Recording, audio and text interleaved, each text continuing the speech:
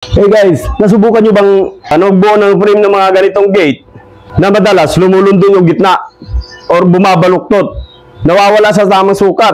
Paano nga ba natin maiwasan yung mga ganong senaryo? Unang-una, bago natin i-full weld yung mga kanto ng frame na to,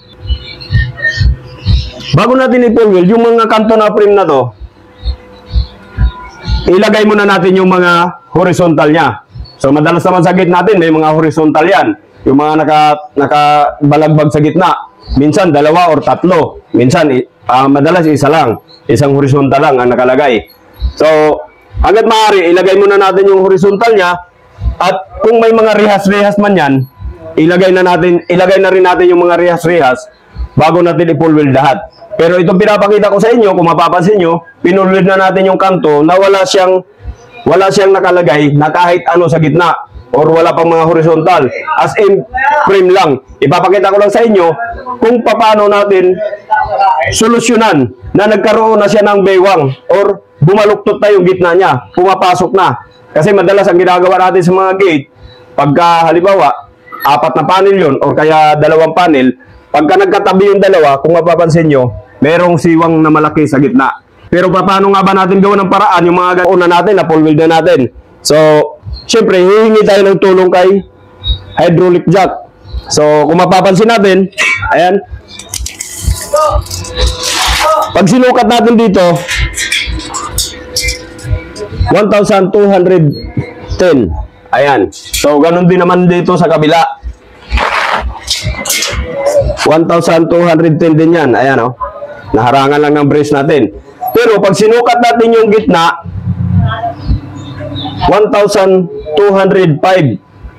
So, ibig sabihin, doon pa lang alam na natin na wala na sa tamang sukat. So, ibig sabihin, bumaluktot na. Pero ang gagawin natin, pag nagputol tayo ng horizontal dyan, yung pagkakamali ng iba, sukat sila dito dahil halimbawa lang, dito sila maglalagay ng horizontal.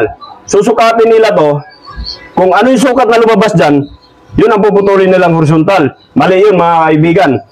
Dapat, kung anong sukat dito, dito pa rin tayo kumuha ng sukat. Kasi ito yung tamang sukat. Kasi ito hindi gumagalaw to eh.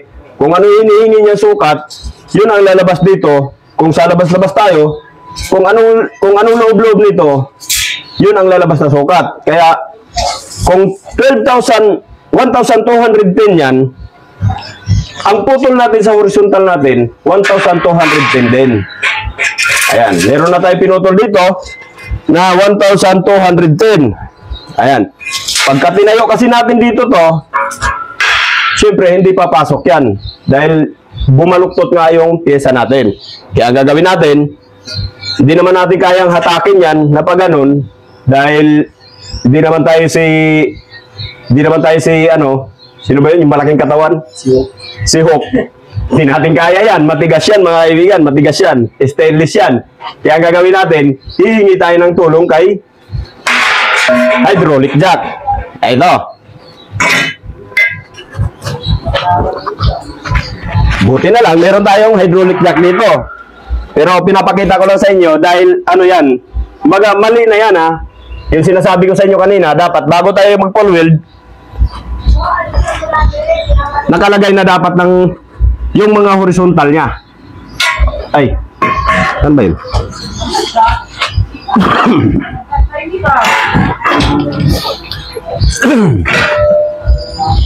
Itayo mo ng maayos, no? Yan, kasi ito yung magiging problema natin pagka hindi natin nilagay yung mga horizontal niya at pinull weld natin yung frame. Ayan, kumbaga parang nagmamadali tayo pero doon tayo nagkakamali. Kasi lalo tayong tatagal dito pagka ganito ang gagawin natin. Kaya hanggat maaari, bago natin i-full weld, nakalagay na lahat ng mga horizontal niya. Kung merong mga vertical or mga rehas-rehas, dapat ilagay na rin natin bago natin i-full weld lahat. Sabay-sabay na sila i-full weld para maiwasan din natin yung paggalaw ng paggalaw ng eskwala niya or yung sukat ng diagonal niya. Ayan. So, Ayan, pasok na. Maluwag na, pwede natin pakawalan to para maipit siya ng konti. So, itapat na lang natin dito sa ano, may layout na rin ako dito kung hanggang saan siya, o kung saan siya nakalagay. Kaya, itapat na natin sa layout bago natin pakawalan si hydraulic jack. Ayan. Okay na, naipit na siya. So, ibig sabihin, nakuha na natin yung 1,200 na sukat. So, check natin. Lapit mo yung video. Sige, bitawan mo na yan.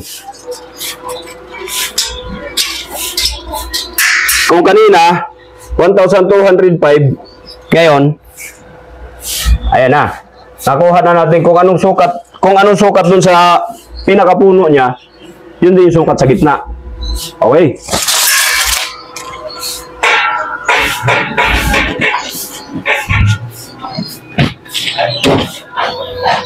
At hanggang dito na lang ang ating video at sana may nakuha tayong kunting kaalaman dito at kung hindi ka pa napag-subscribe sa aking YouTube channel, paki-subscribe na lang para updated kayo sa mga bago nating video. Maraming salamat.